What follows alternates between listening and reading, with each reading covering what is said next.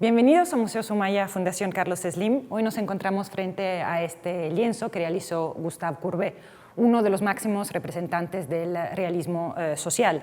De hecho, fue él mismo que acuñó el término realismo cuando en 1855, en concomitancia de la Exposición Universal de París, él decidió abrir su propio pabellón y llamarlo el pabellón del realismo. Y es interesante entender un poco lo que fue el movimiento artístico, pero también literario, que se dio a conocer como realismo social y que se desarrolló a partir de la tercera década de 1800. De hecho, es una corriente artística que regresa la mirada a la realidad que rodeaba a los artistas. Había una fuerte necesidad de contemporaneidad y eso un poco se aleja de lo que era el romanticismo, porque lo que hacía el romanticismo era un poco evadir la realidad, y el realismo social regresa la mirada a la realidad, una realidad que a veces no era tan agradable, pero una realidad que merecía ser pintada. Courbet nace en seno de una familia de agricultores que llega a tener cierto éxito después de la Revolución Francesa, y lo que hace él es desde un principio desarrollar una fuerte vocación artística, pero obviamente la familia, en el momento en que él expresa su deseo de ser artista, no está tan de acuerdo, porque por aquel entonces los artistas no gozaban de un estatus social. Entonces la familia era más propensa a que él fuera abogado, y es por eso, cuando él en 1839 se va a París, que él dice que iba a París justo para estudiar ley, pero terminó dedicándose al arte. Y la grande revolución de Courbet es justo que él lleva a los grandes formatos las escenas de vida cotidiana.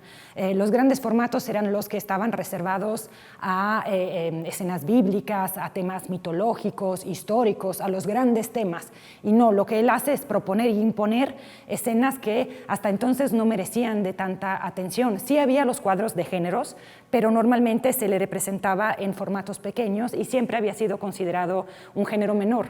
Lo que hace Courbet es proponer justo en los grandes salones estos temas que hasta entonces pues, no eran vistos como temas artísticos. Y justo lo que podemos apreciar en este lienzo es un entorno pues, campestre, lo que es la naturaleza, y es interesante observar lo que es también la técnica que Courbet utiliza, sobre todo cuando representa todas las partes de las hojas. Aquí está representada la Chaîne de Bérenger, que es un lugar en el bosque de Fontainebleau, y justo en aquella época este bosque era muy retratado, sobre todo por los que formaron la escuela de Barbizon. Esta obra se incorporó al acervo en 2018, y se realizó hacia 1845. Y vemos justo que en aquel periodo lo que hacía Courbet, además de recorrer los bosques del Franco Condado, iba y viajaba por lo que era el bosque de Fontainebleau. Si nosotros observamos sobre todo la parte abajo, la parte inferior de la obra, vemos cómo hay una predilección de los colores oscuros.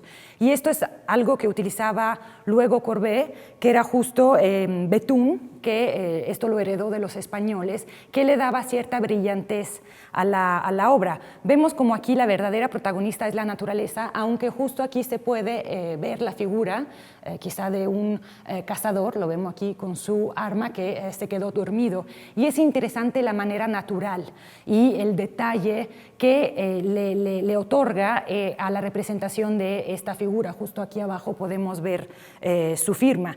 Y en general, si observamos la obra, vemos cómo evoca una atmósfera que es solitaria, es plácida. Es como si el artista se encontrara con sí mismo y hay la presencia justo de una figura, pero aquí la grande protagonista es la naturaleza, sobre todo los árboles, que quizá también hablan de una nuance autobiográfica del artista, estos árboles que ponen las raíces y se erigen hacia lo alto, que es un poco lo que hizo Courbet cuando decidió ir a París para ser artista y para no ser un artista convencional, para ampliar lo que son los horizontes del arte. De hecho, él justo ponía en duda lo que eran los cánones académicos, porque decía que la belleza debía de ir más allá. Lo que era considerado arte tenía que superar las fronteras académicas y tradicionales. De hecho, Courbet también fue muy comprometido bajo el punto de vista político. De hecho, en 1873 terminó en la cárcel por haber participado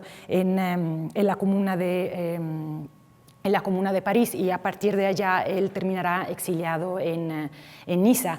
Y lo que aquí se puede ver, y la grande fuerza de Courbet, es justo lo que él hace, es no solo el qué es importante, sino también el cómo. Y eso es fundamental porque sentará las bases de lo que será la abstracción.